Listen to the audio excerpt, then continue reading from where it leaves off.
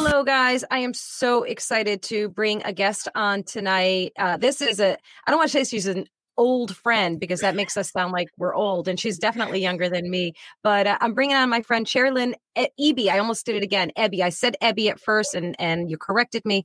Screwed it up again, but that's how I do.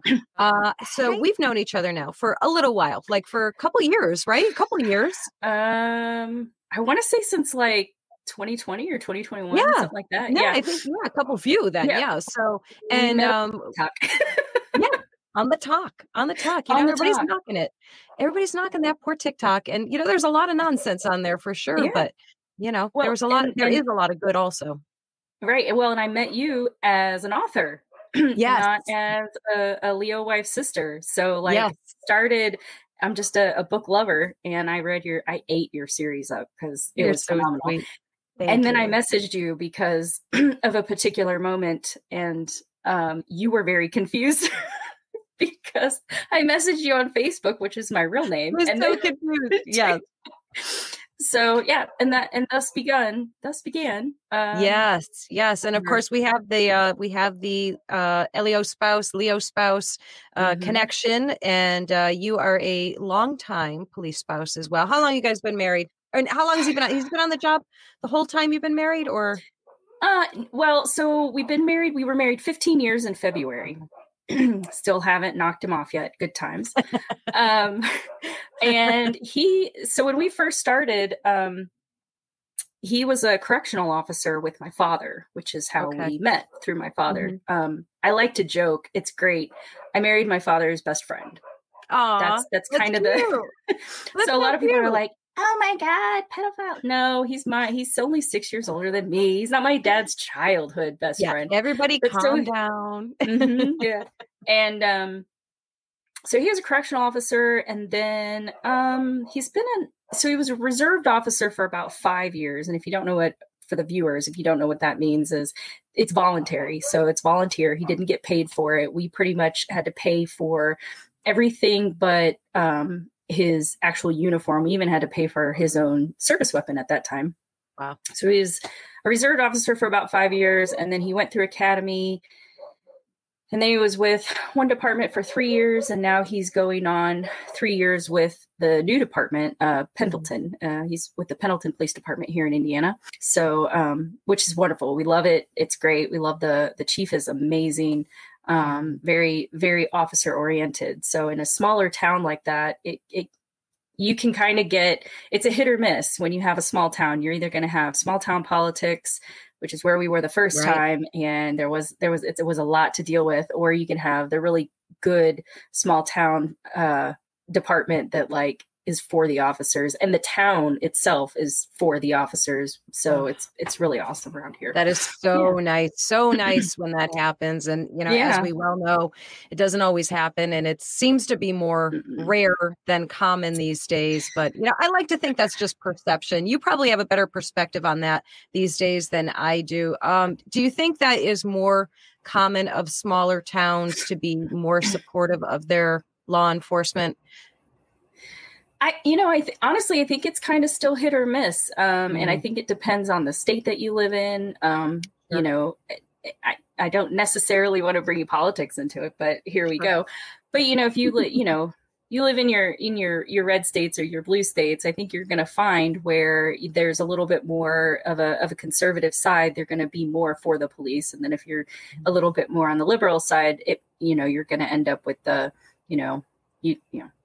you shouldn't be policing like that. You don't need those SWAT, blah, da, da, da, da. And so, you know, we thankfully don't live very close to Indianapolis anymore. It's pretty rough down there right now. The city of Indianapolis and then Marion County have really kind of cornered our officers. They aren't able to do a lot of the stuff they need to do. And it's not really any fault of their own. They've had their hands tied, but coming out to the smaller towns, you get a little bit more of that freedom, and that ability to trust yourself as an officer, trust your abilities, know that when it hits the fan, you're going to have support to get through that. So Yeah. I know through the National Police Wives Association, I know a lot of different police wives. And so across the country, it could be a different answer all over the place. Unfortunately, we're still in the land of defund the police or stuff like that. It hasn't gone away, it just went off the news. Yeah, I was just going to say, people, I think just because it gets quiet as far as the news cycle goes, it doesn't mean that it has gotten quiet. It's still very much a factor in, everyday police life nationwide. And as you said, the more city track you go, the more cities have that issue, then more so. I can't speak tonight, guys. You just got to bear with me. I'm going to sound like a toddler just learning language. I was with the grandkids for 3 weeks, and and it's just amazing that I'm not talking like Miss Rachel right now. I am giving myself a pass here, guys. I think you're allowed it. Thank you. Thank you. I appreciate that. I hope everybody gives me that same grace, guys. Give me that grace, will you? What I'm trying to say is the cities obviously experience a lot more of that versus the towns. Like you said, there is, at least a better chance of there being more community support for law enforcement. And as you said, we could certainly go the avenue of politics here, but I guess we'll keep our focus on our law enforcement families and the ways that they are coping, what they're doing, what you're doing. You mentioned the National Police Wives Association, which you are not only a part of, but as it says on there, you're the president of Blue Bond. Is that, do I understand correctly, that's a division of National Police Wives, or is it separate? So we are a separate entity. However, we are an affiliate. So because we are so small, in the grand scheme of things, there's 3 of us right now. So because we are so small, when we do things or we need help, then the National Police Wives Association will bring in people if they need to, or if we need funds a lot. So when we do fundraising, we actually do it under them a lot as a partner. And then they kind of hold funds. That way it's still, a donation, because they hold the 503, right? Is that what that is? I think that's, yeah. So they are basically until we get to a point where we are big enough to stand on our own, we'll still be an affiliate, but we won't require quite as much help with them. Sure. So I do, like I was telling you earlier, I do wear a lot of hats. So I am the president of Blue Bond. I'm a member of the National Police Wives Association. And then another thing that I picked up since we've talked in quite a few little while, another thing that I picked up was I became a life coach with the company. Yeah, it's a company called First Responder Coaching, and they specialize in helping specifically first responders. I'm sure, we are qualified to be life coaches for whatever, but we have specific classes that we've taken to help with the first responders. And then all of the coaches are in the first responder field of some sort. We've got wives, we've got husbands, we have retirees, we have currents. So that really helps you're talking kind of peer to peer. So that's really helpful. So that's another thing that I did. Living out here in the country like we do, one of the biggest things that my husband and I have always really felt very strongly about is having good, being a good neighbor, having good neighbors, having a good relationship with our neighbors. And everywhere we've lived so far, we've, at least tried to make friends with the neighbors. The neighbors out here are phenomenal. Oh, that's so nice. So we, although for whatever reason, our side of the street is zoned a particular way of agriculture to where we can have animals, and the other side of the street is not. So, wow. So we partnered up with them because the wife across the street wants to do like goat milk and stuff for cheese and, stuff.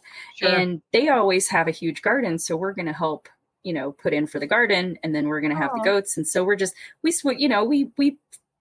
barter back and forth is really what it is, but it's a great relationship to have, and we have a lot of fun together, and we drink and we play cards, and that's great. So Oh, it's just I another one love of it. the You're living my dream life. You're absolutely, and all those years ago, the last time that we talked, is that when I first started my show, I guess I should have mentioned that when I first started doing a podcast, it was by a different name. It was called Blue Family Unity, and it was geared solely towards law enforcement families and life.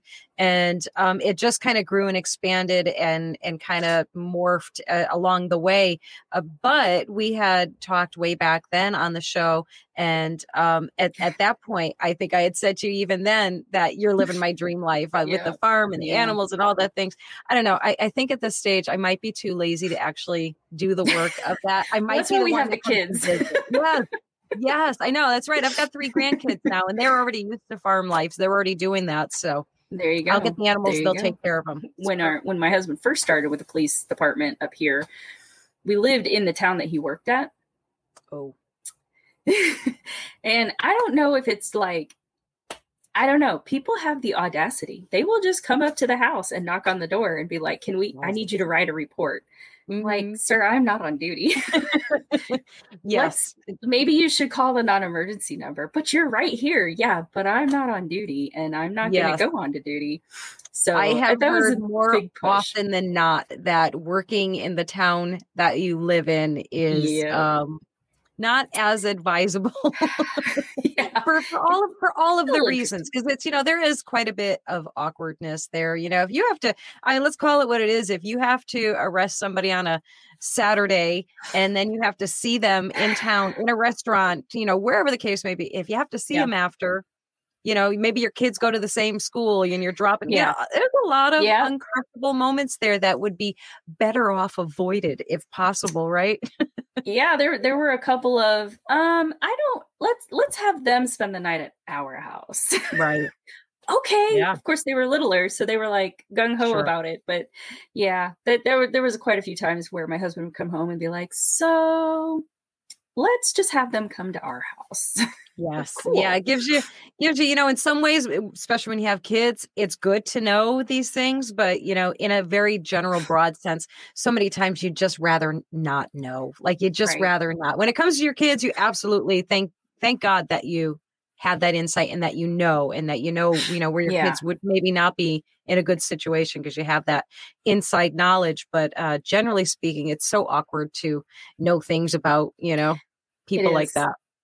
And navigating the police life with kids can be somewhat tricky because, you want them to be proud of their parent that is an officer, and you want them to be able to speak of them as their hero, but at the same time, kind of teach them that not everybody has the same point of view, and that there are certain times where it's just not going to be, maybe appropriate isn't the right word, but it just may be something that you should keep to yourself a little bit until maybe the person. And, it's as they grow up, they can kind of feel it out for themselves. But when they're little, it can be a little difficult. Yeah. And we've been, and having to explain a lot of other, a little, just kind of life in general with them. I know it's been a couple of years now, but we had the officer right here in our county, Noah Shanavaz, that was killed. And that was just the town above us. And, the guys worked with him, and he was on night shift. So he was new on night shift. So my husband hadn't been able to work directly with him, but they all knew each other, knew of each other. And it could have been my husband. And that's kind of where I went with that, was because that could have been his night to work, except that was the same night his chief was getting married. So we were all, so it was kind of that conversation was a little harder because it was all right here in our face. Yeah. It's so different. The things that you as a law enforcement family have to prepare your kids for or discuss with your kids that, other people don't necessarily have to have those types of conversations. And, and I think, they're all sad and unfortunate in a lot of ways, particularly having to teach them discretion, like you said, you know, in who they tell that their parent is a police officer. And you know, and of course, when there's a line of duty death, you know, how do you approach that? How do you handle that? And then just the, you know, the hatred and or it's plain apathy towards law enforcement that people express and have no problem expressing to children, you know, and it's tough. And, you know, and it's harder when it's kids saying it to other kids, you know, if somebody's had a bad experience and they, you know, they only know what they know. And I get that. And I know you get that. And, you know, you try to give that grace, to give that empathy, that people are all coming from their own perspective, their own experiences. And I know actually from what I've read on your stuff, you actually do quite a bit of community outreach in kind of bridging that divide, right? So we kind of took this past year off. It's some family things made it a little crazy. But we're starting back up a little bit this year. A couple of the things that we really love to do is we try to do like a Halloween, like Blue Boo kind of thing. Nice. And that's always a lot of fun because, we bring the fire department in, bring the police department in, and then the kids can, we had pumpkin carving and we had food and everything. And it was, it's really just trying to get people to interact with everybody just so that you can start building your own opinions on law enforcement, because you're meeting the people. You're not just seeing them walking around in a uniform. We also do, we like to do a thing with Santa. And this year we're actually going to partner with Friends for Paws. Yeah, it's called Friends for Paws. She, the lady that runs it, Kelly, she kind of acts like our area's animal control, because we don't have one. And so that's how we know her through the police department, is because, they'll get called on a dog running around and they'll be like, okay, well, let's call Friends for Paws, and they'll come pick her up. And so then she goes through the process of adopting it out. And so we're working together on doing a pancakes and pajamas fundraiser in December.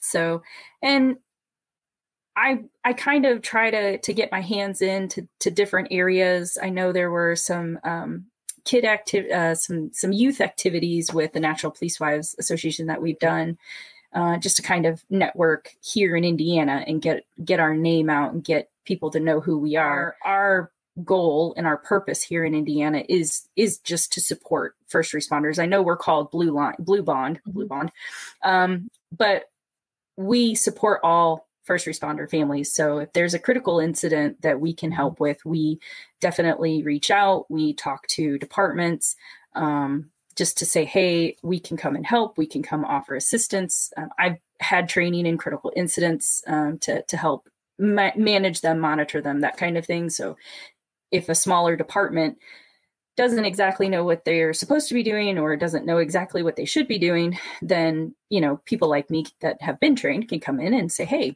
we can help you. You don't have to do this alone. We also have a lot of groups that we work with to help, like peer support. So we all know that first responders and police officers, they don't like to talk to people. No, especially not civilians, as they love to call us. So we partner with groups that are peer-to-peer. So it's first responder to first responder. You never have to talk to a civilian. And so, I don't care if you don't talk to me. I care if you talk to somebody. So let's help you out. We just try to do what we can, where we can. And that's pretty much the goal. It's, it's so incredibly valuable what you do, and valued by the people who receive those services and that interaction. Because as you well know, this is still relatively new. This type of the peer care is relatively new. And what I mean by new is, somebody like, oh, it's been going, I've been hearing about this for a little while now. 5 years. I don't even know, 10 years might be pushing it, but at least 5 years, where some of the stigma has now been removed, but it's still, as you said, it is still they don't talk because, admitting weakness, it could affect their job and their mind. They're afraid to speak about their difficulties and feelings and all of those things because, Yeah. if they're viewed as being, you know, unstable, then that could affect their career. So they bottle everything up. And of course, it's not true anymore. It's not the way it works. Obviously, if there was something massive, critical going on. Right. But yeah, the resources now are so improved and so tailored to what they actually need and what they'll actually be able to respond to, rather than, like you said, a civilian coming in and saying, talk to me, tell me how you're feeling. Yeah. Okay. I know exactly how to help you. No, I don't. I might have sympathy, but I don't know what it's like to actually be the police officer or the first responder. You're right. It is a very slow, it has been a very, very slow process, but the people that we know and work with have just kept trudging along and getting in there, and there's not a lot of people talk about them, so people don't really know what's going on, but there's different layers. So there's some place, like the National Police Wives Association, we are geared towards the spouse, the wife, and one of our major sayings is we are our first responders first responder. So when we have to be the ones looking out for them, looking for signs, looking for and then how do we help them, because again, they're macho. Even the female officers, I'm macho and I can handle it and I can do it. It's part of the job, this, that, and the other. So as spouses, we kind of have to learn how to get them either help or to talk, or and then how do we get the officers to understand that we can handle it. You don't really have to, you don't have to hide a lot of stuff. I mean, if you don't want to tell me all the intimate details, that's 100% okay, but you don't have to do it alone. And that was such a great point too, that you just brought up, that, a lot of times that's the mentality too. It's not just that they bottle it up because they just can't or won't talk about their feelings. Their role, their natural inclination is to be protectors. Yes. And the most important thing in their world is their family, their spouse, their children. So in their minds, by not sharing all of the things that are going on inside them, and just venting, they think they're protecting their spouses, but what they're doing is just making such a toxic stew inside themselves, and probably and not just probably, definitely, creating a divide between them and their spouses, because as a spouse, all you want to do is help, and if you don't know what's going on, so it's like that vicious cycle. So it's so amazing that organizations like National Police Wives and Blue Bond as well, that's helping bridge those and give those tools really to both spouses and law enforcement, to be able to communicate effectively. I think that's a big thing, right? Yeah. And so if you don't mind a plug, since this leaps right into that. So the National Police Wives Association is actually having a summit again. So they had a summit a few years ago, and it was a leadership summit. So it was really just for the affiliates. That's where we learned our critical incidents training and things of that nature. But this year, they are doing a little bit different of a program, and the theme is empowerment. Right. So the summit is from May 31st to June 3rd, which is coming up. So on their Facebook page, there's some more information on it. And this year is something different that we're also doing is we are actually going to allow daughters ages 13 and up, but it is a nationally, it's a nationally advertised thing. So I will be there hopefully for at least all but one day, I think, is when I'm going to be there. And then you'll get to meet, if you get to go, it's just, they're wonderful women. They're wonderful people. So, but that is an opportunity where you can, as a wife and even as a daughter, learn how to be empowered in this life and be empowered as a police wife or police daughter.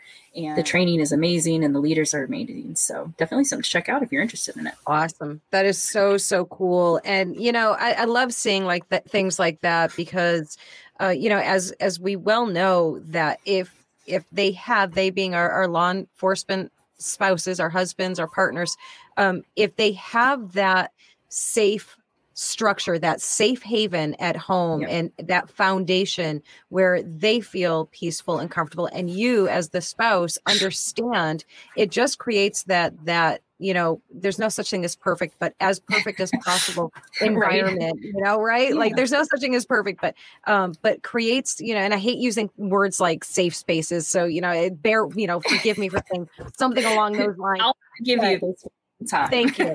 But you know what I mean? Like just that, we call it, we call home the haven, like home is the haven.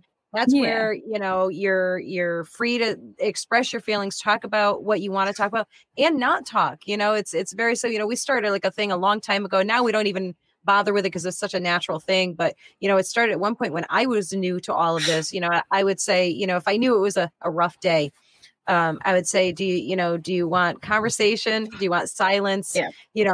Tell me what you want. And that's what we'll do. And, my husband is a longtime police. So he's been on the job for, 35 years. And I thought he retired. Did he retire? When is he retired? Not yet. Not yet. I could have swore I saw that he retired. I must have been looking at somebody else's page. Yeah, no. I'm willing it. I need to get to Florida, man. How many bugs do we need to put in his ear? Right. I know. I'm like, don't tell him. We won't let him watch this one. I have like subliminal messages going on at night while he's sleeping, like retire now.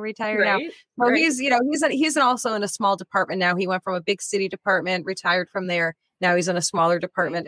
Who knows? He says a lot of things. I think it's just humor. We have always played this game of, I would say 2 years. He'd say 3 years. I'd say 1 year. He'd say 2 years, Yeah. So we'll see. Yeah.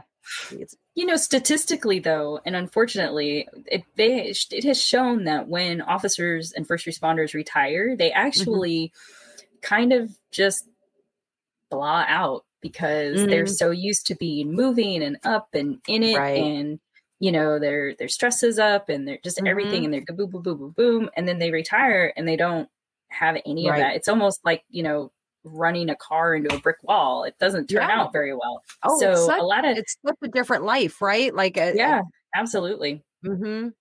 Yeah. So one of the big things we're trying to do ahead of time is to have things to do, like the barnyard. Yes, absolutely. And have stuff to kind of take up that extra slack to where he's not just sitting at home and eating bonbons on the couch because, he's 6 years older than me. So he's going to retire and I'm going to still have to I'm going to have to be the sugar mama. Yeah. And go to work and he'll be at home eating bonbons. Watching like NASCAR and golf or something. Right. Yes. Yeah. They all take up golf, right? That's the big thing. My husband, about 5 years ago, started playing drums late in life. And, I always joke and say, if he was a kid and did this, he'd be called a child prodigy because he just is amazing to me. He just knows how to play. He's one of those people. He just sits down and he sat down and he knows exactly where to hit everything. And awesome. It was this rapid evolution. And now he's in like 3 bands that play out and go to gigs and everything. So he's all set for retirement. I will be, I'll be a groupie. That'll be, he'll be in the bands and I'll be the groupie. But you're so right. We're joking about it and laughing about it and everything, but you are 100% right. It is so critical and crucial for them to have a plan, have hobbies, have goals, have something lined up. And, and it's great. You want to take the first 3 months, 6 months, I don't care, whatever, to just enjoy, that you've earned this retirement, that you've earned this time to chill, but have something, planned. Right? Because, like you've said, it is such a huge, drastic life change for them. And it's hard. And there are a lot of retired officers who struggled greatly with that post-career life. So you made a really important point. So that's fantastic that you guys encourage that. Yeah. Well, and like with my husband, I mean, he's wanted to be a police officer since he was in first grade. His mom actually had one of those little books Yep. that like every year they'd have to fill it out. And it was like first grade police officer, second grade police officer. Something happened in fifth grade. He wanted to be a firefighter, but then the next year he was back to police officer. So Got like his mind right. Got his mind right. he, like, you know, it was like, oh, brain No fart, offense. you know? Yeah. No offense And, to firefighters. right. We love you guys too. So like, it's just, you know, I think part of it too is, you know, to get these guys that are, I mean, on our department, I mean, we have, you know, well into their 60s now, they could still kick your butt. Like I am definitely not going to try them at all. But I think a lot of it has to do with just the fact that they don't know. Sure. They don't know who else to be. They don't know how else to be, because this is, you know, for a lot of officers, this isn't a job. This is a calling. This is, you know, they feel it in their soul. I mean, who in the heck becomes a cop for their pay? It certainly isn't any police officer that I know. So no, and it's certainly not for the glory and the you know, gratification and accolades. You know, it's not nowadays. That. You know, when I was growing up, though, I mean, when I was growing up, I'm 41. I'll say it. I'll say it. When I was growing up, it was not. I shouldn't say not totally, because I did go through Rodney King and that. Oh, sure, that era, you know. But for the most part, officers and first responders in general were very supported. I mean, at least up front. I mean, we would be stupid and naive and ignorant to believe that all officers are good and all officers have the best intentions. Because unfortunately, just like in literally every other, you know, every other job field, you're going to have your bad apples. I mean, we're not going to talk about the Catholic Church at this moment, but like, prime example, you know, and you don't, you know, as much as you'd like to have that crystal ball to be able to tell what somebody's going to do in any given situation, the simple fact is that it is impossible to know who a person's going to be in those critical moments. You just don't know until you know. You know, you can do as much as you can, and you know, they do as much as they humanly can. So to ensure that people are who they are supposed to be in their role, and you know, yes. Like you said, there's no question about it. There's people that should have never been police officers who have made it into the academy and worse onto the streets, and they failed. They failed the profession, and they failed their communities, and they failed their peers. You know, and I think that's the thing that people, the general population, fail to understand. They think it's this club of you know, silence, you know, the blue wall of silence. And does that exist in areas? Absolutely, we know that it does, but in a more general sense, no, you know what, these people worked hard, and they're doing a job that they, like your husband, wanted to do since childhood. They're not going to let somebody ruin it for them. You know what I mean? Some jerk, somebody who's you know, dishonoring the badge and the profession.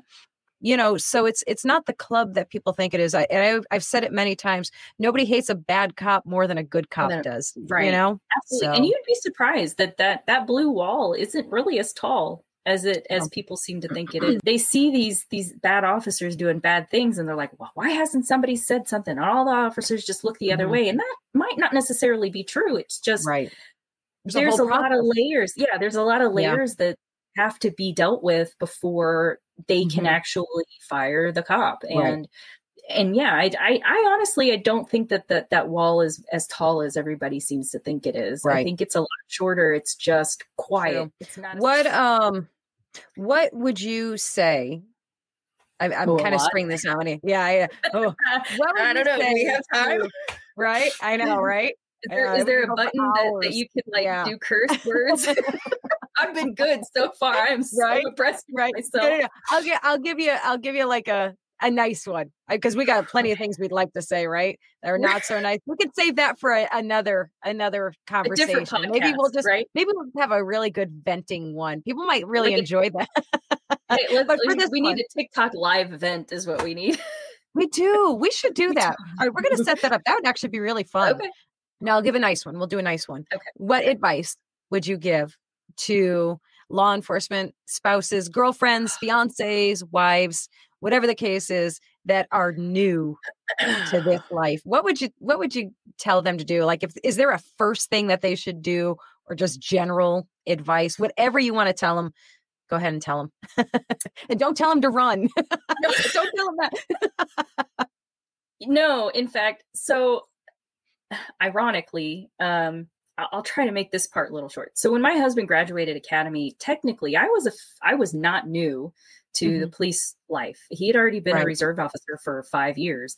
And so I was sitting amongst, moms and girlfriends and fiancés, and, they're all, oh, I'm so nervous, and oh, la da da da. And they're like, I don't know, it was an older lady that just kind of looked over me. She's like, you seem to be, handling everything okay. And I'm like, well, I've been a wife for 5 years now. I mean, we've been in this life pretty much our entire relationship, because he was a correctional officer first. Right. So, and she's like, like, how do you do it? And is it really as scary and as stressful? And I'm like, well, yeah, I think yes. But I learned one of the biggest things that I learned, it took a while, but I just accepted.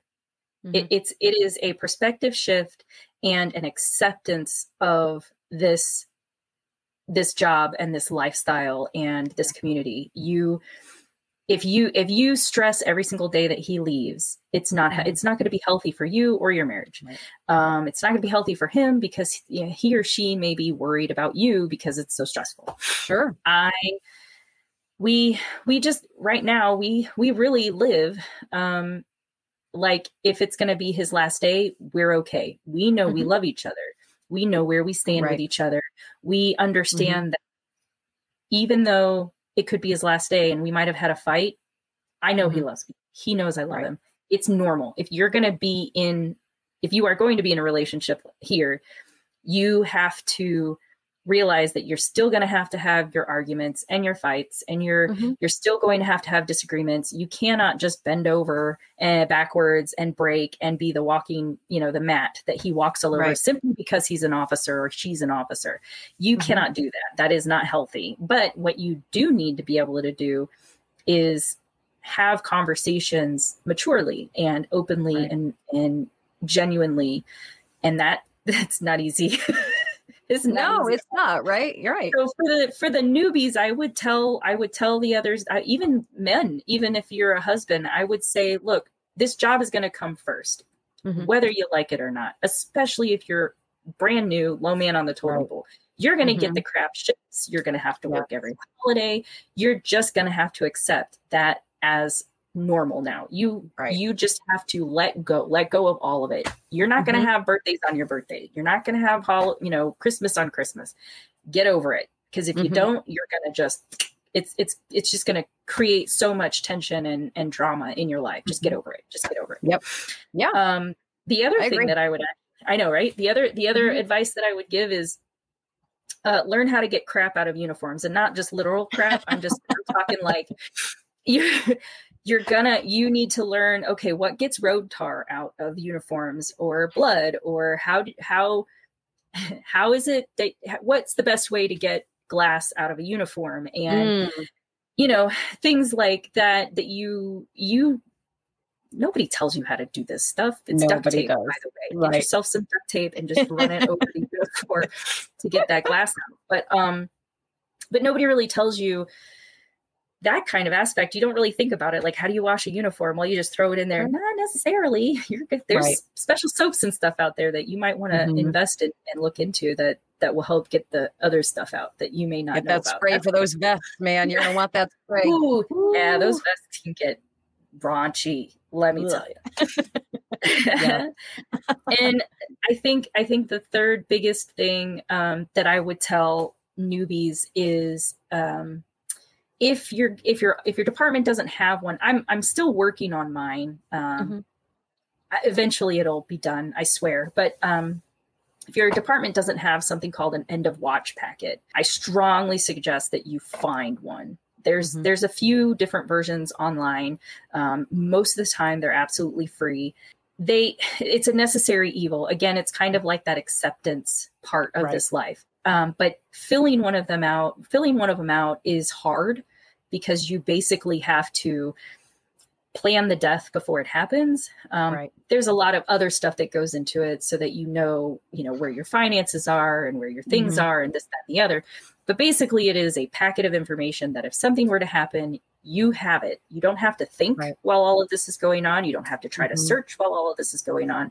You have everything already ready. It's done, and you can hand it over or you can get help with it. Either way, it takes a lot of that.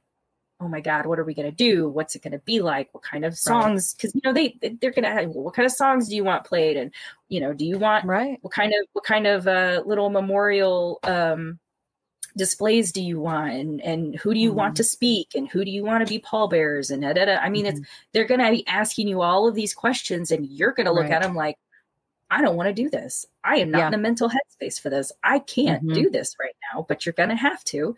And this way, imagine, right? Yeah. And if you don't want to do it and you put it off and you avoid it, think about, if you don't want to do it right now, think about how much you won't want to be doing that if God forbid that time comes, and you will not be in the headspace for it. You think you're not in the headspace now to do it because you don't even want to imagine that is a possibility, but God forbid it becomes your reality to not have to figure all that stuff out.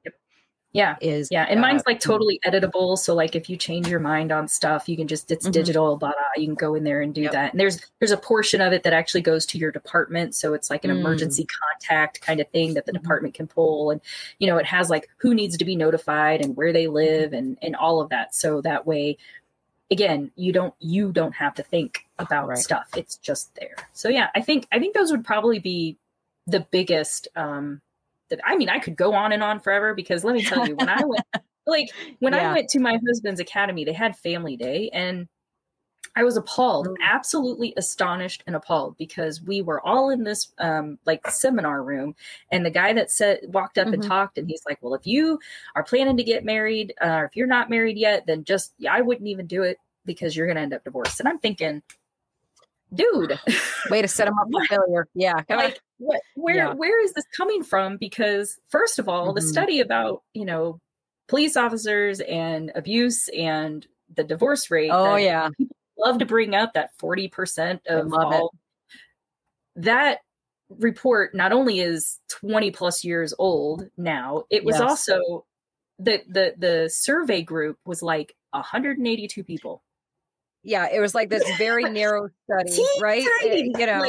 And they excluded, there was like all of these factors with that study that basically made it null and void because it was so absurd. But yet people, you're right, people I've been hearing that quote for as long as anybody's ever known that I'm a law enforcement spouse, that quote has been, does he beat you? Is he drunk? Yeah, 40% of all. Yeah, it's like, you're so dumb. You're just so dumb. I can't even. Right. Like, do you ask surgeons that? Do you ask lawyers that? Did you know that there's actually a higher chance of all of that in teachers and not necessarily So wouldn't you want to, it does make you crazy, doesn't it? Because wouldn't you want to be a part of arming people with the tools to not be a statistic, instead of just saying, you're going to be a statistic. Shame on him. Shame on that guy. Like I said, I was appalled. I was taken aback, and I was like, why are you saying something like that? That is ridiculous, but it's not abnormal. I was taught, there's other wives that I've talked to that at their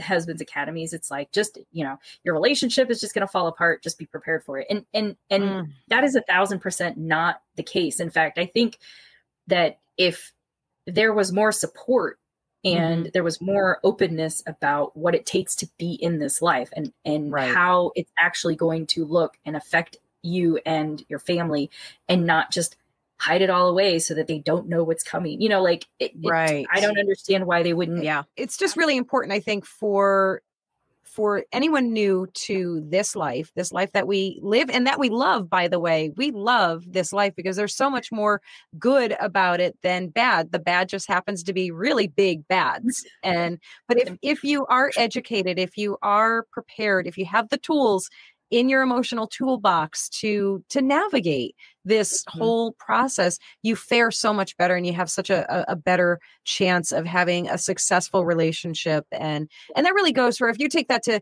any relationship, any Absolutely. career path or profession or calling in this case, really. Right.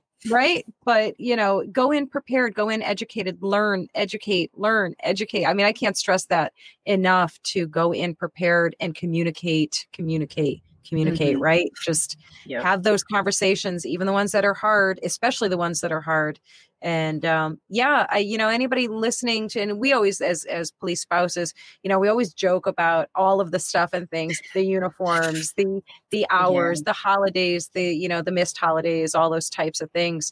But it becomes, when you look at the bigger picture, it becomes so irrelevant. I So love I'm it. Well, flipping the script. So what would be your advice? Is there any oh, advice outside of what I said that oh you would man. offer? So you're such a pro at this. I think you really, you nailed it. I mean, I would probably go back to, and I know it's so all encompassing to give it this kind of umbrella statement, but I always go back to the whole home is the haven. Like, your home has to be the place where you come to and he comes to for peace. You're not going to have the chaos there. There's life chaos. If you've got kids, there's chaos, but it's healthy chaos. It's normal chaos. You do have to be a can-do woman. You have to be self-sufficient, independent, strong. And that doesn't mean that you have to be, a robot. You're not a Stepford wife. And I know that statement has been made in the past, that, like, when I say things like that, you do have to kind of be able to, not kind of, Yeah. you need to be able to hold down the fort, so that he can go do his job. And when he comes home, it's not that he doesn't have anything to do when he gets home. He's going to have, Right. we've got honey-do lists for our guys too. Believe me. I mean, they got stuff to do. Don't you worry. But you can't be that woman who sits back and says, well, I can't, screw in that light bulb or, I don't know, outlet cover until he gets home. Screw that. Do it yourself. Come on. You're fine. But yeah, it's be prepared as best as you can. And like I said, that means, and you know what? I think one of the big ones, and I think you'll agree with me, is have a community of women, of people that you can go to, because one of the things that happens is, if you're not, if you marry or you're in a committed relationship with a law enforcement officer, and you come from a background where nobody else is, nobody else is married to, right? Absolutely. And I have that background. A lot of my friends are not, they just have civilian jobs or regular. Right. And that's a good point. Very good point. So I would say that it's good. It's really healthy to maintain those relationships. I don't think you should toss those relationships aside. Maintain them, but they do change. You change. You do change. It does become a little bit harder to relate, I think, to civilian couples in a lot of ways. You adjust. Absolutely. It becomes normal. But I think early on, it's really hard for them to, because your life is so different. Your worries are so different. So it's okay to embrace all of that and be aware of it. And if you have some balance there, some law enforcement family friends to help balance, that's great. And just make sure you get with good people, good intentions, good hearts, good relationships. You don't want to be, and it's no offense to anybody that's struggling and having a hard time. I'm not saying you should avoid those people. I mean, I guess I technically kind of am in a way. In a way, I kind of am. But again, it goes right back to home is the haven. You protect that above all else. And that means you protect him, you protect yourself, you protect your family, and you protect your life. And I think when you have that, almost that us against the world kind of vibe with your partner, and I'm not saying, again, because people always read more into something or they misconstrue it. I'm not saying you got a bunker and you're not letting anybody in, but you're putting your life, your family, your spouse, each other first before everything else. Absolutely. And gives them that security. So I mean, that was a long-winded answer. That's okay. In a very roundabout way of saying. I don't know why I didn't think about it. I mean, because just like, officers don't like to talk to civilians, I think having a peer-to-peer network where I can talk to you about this life and I don't have to explain anything, or I don't have to try to give an example of, okay, well, it'd be like this for you. We can have a conversation and we inherently know what that feels like. The empathy that we have is there. And you're right. You shouldn't just write off any of your other relationships, but I definitely think trying to find, other women, other Leo wives, to just be able to have those conversations when you need to have them. That's golden. I mean, that's absolutely golden. Yeah. So part of how I survive being the wife of a police officer and how I have made sure that I'm strong enough for all of this is what you were saying. I can do whatever I need to do. I have, if there's anything that we need to take on, if there's any suggestions, any whatever, my first thought is, can I do this if he's not here? Yeah.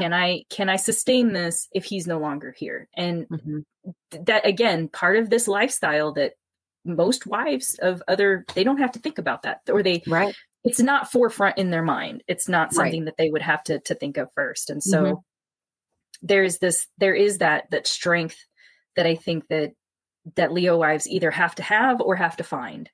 Right.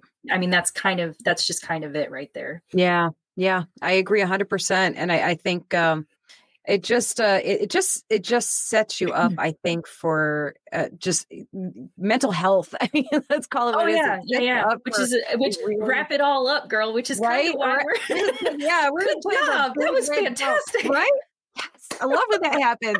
Listen, we are putting a big red bow on the conversation and just calling it, law enforcement family mental health awareness. How about that? It needs to be a day. Let's contact whatever government official can make that a day. And I like the other thing I really wanted to do, which I don't even know how I could begin to do this, is like I want to have a big sister, little sister.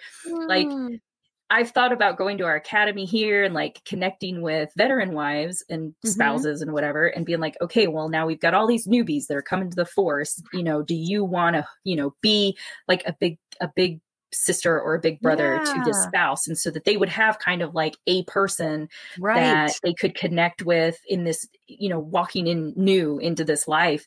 They would already automatically have kind of a person that they could connect with if they don't have one already. And just put that in my list of how could we do that. Listen, but you know what they say though, the saying, if you want something done, ask a busy person. So you really are a person for the job.